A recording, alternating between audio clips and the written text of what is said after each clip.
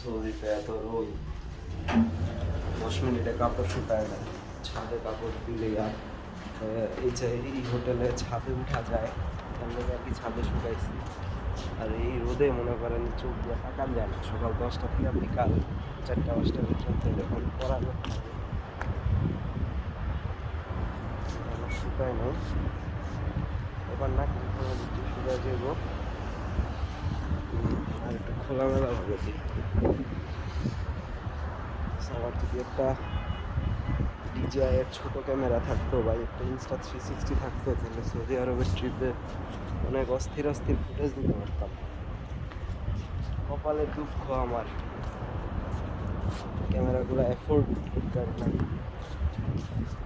আমি তো আসছি এখানে বিনামূল্যে। টাওয়ালটা শুকায় নাই, এর আমার কাপড়গুলো শুকায় গেছে মাত্র 10 মিনিটে শুকায় গেছে, এত রোদ। এই হলো আজকে নিচের অবস্থা।